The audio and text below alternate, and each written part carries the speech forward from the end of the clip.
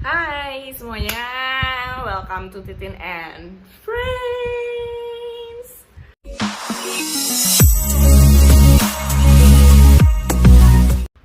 Hey ya, jadi di video kali ini adalah edisi spesial tambahan selain react, yaitu aku mau sharingin apa yang aku dapetin dari email Titin and Friends.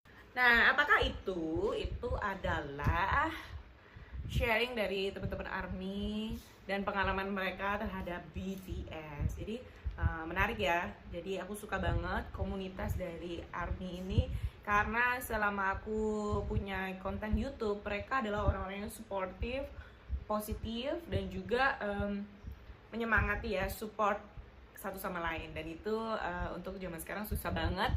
Tapi di sini aku jadi malah dapet kayak teman baru ya. Nah, untuk itu makanya aku menggagaskan untuk adanya sharing surat dari ARMY ini. Nah, oke, mari kita dengerin salah satu sharing dari teman kita. Oke, halo Kak Titin. Salam kenal, salam kenal. Nggak sengaja video kakak muncul di beranda YouTube aku. Pasti bukan suatu kebetulan ya.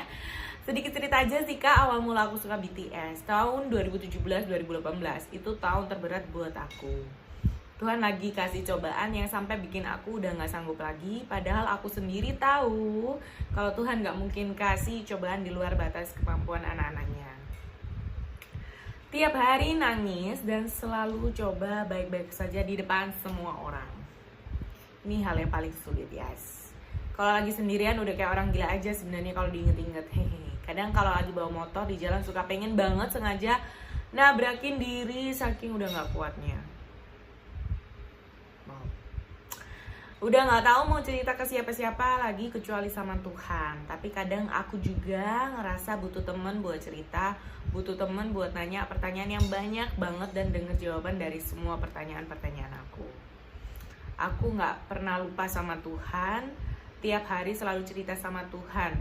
Mungkin Tuhan pengen lihat aku sabar dan terus sabar sampai Tuhan kasih semua jawaban dari doa-doa aku selama ini. Waktu lagi buka YouTube, video BTS muncul di beranda YouTube aku. Padahal aku gak pernah sedikit pun kepoin Korea.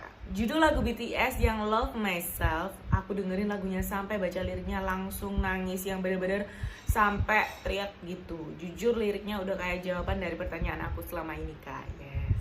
Aku rasa Tuhan lagi mau kasih jawaban buat aku itu lewat BTS. Aku dengerin semua lagunya sambil baca liriknya dan aku mulai jatuh cinta sama mereka. Aku suka mereka bukan karena mereka lagi terkenal banget. Aku suka mereka karena aku ngerasa mereka udah kayak temen aku sendiri. Lagu mereka bener-bener nyembuhin aku Kak. Aku sekarang udah terbiasa ngikutin jalan yang Tuhan kasih buat aku. Meskipun jalannya gak selalu mulus, tapi aku yakin jalannya Tuhan gak akan bawa aku ke kegelapan. Amin. Aku udah bahagia sekarang Kak, kalau ada masalah pun aku udah bisa nerima diri aku sendiri. Nggak ada yang bisa sayang sama diri aku sendiri kalau bukan diri aku sendiri, sama kayak di lirik lagu BTS. Yes. Oh ya, satu lagi lagu BTS judulnya Zero O'Clock. Itu benar-benar luar biasa liriknya, cocok buat aku yang selalu nyalain diri sendiri kalau lagi ada masalah. Liriknya bilang kalau waktu udah nunjukin jam 12 malam, artinya kesusahan kita di hari itu udah selesai. Sama kayak firman Tuhan yang bilang, jangan khawatir akan hari esok, karena hari besok mempunyai kesusahannya sendiri. Terima kasih Kak udah mau react lagu-lagu BTS. Mudah-mudahan orang lain yang saat ini lagi ngerasain apa yang aku rasain waktu dulu bisa tahu BTS lewat video-video kakak. Hehe. Sehat selalu buat kakak berdua. Aku selalu tunggu video-video kakak. Ya, sukses terus Kak. Terima kasih. Wow, luar biasa banget sharingnya. Ini bener-bener aku terharu banget ya, karena ternyata lagu atau karyanya BTS benar-benar menggugah hidupnya dan bisa menjadi jawaban dari doa salah satu teman ARMY kita. Nah, jadi kadang-kadang aku merasa kayak kadang karyanya BTS ini kan dulunya dia pernah punya yang namanya haters ya. Mungkin sampai hari ini ya punya haters.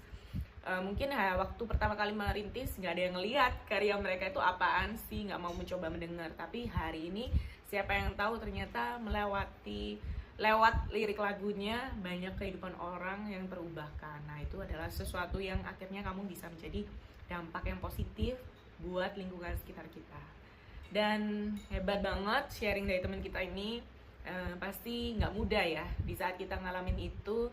Dan hari ini kalau kita bisa mendapatkan mungkin masalah kita nggak selesai otomatis ya yang dialami oleh teman kita, tapi dia mendapatkan level kenaikan diri yang lebih baik gitu, pertumbuhan diri yang lebih baik, naik level dan bisa memahami kehidupan dengan lebih dewasa.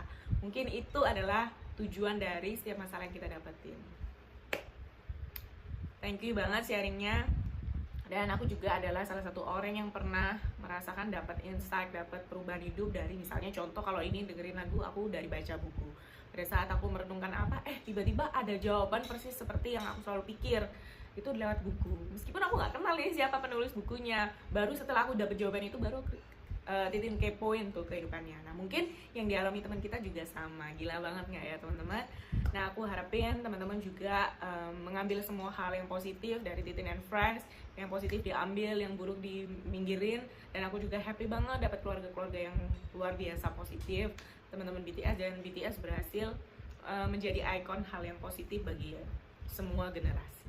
Oke teman-teman, tetap sharing di Titin and Friends. Jangan lupa masih ada kolom email. Nah, itu email Titin and Friends. Teman-teman bisa sharingin apapun kehidupannya teman-teman di situ, perjumpaan atau hal-hal yang teman dapetin setelah mengikuti BTS. Jangan lupa juga follow IG-nya Titin and Friends ya teman-teman. Thank you untuk dukungannya. Jangan lupa untuk like, comment, and subscribe.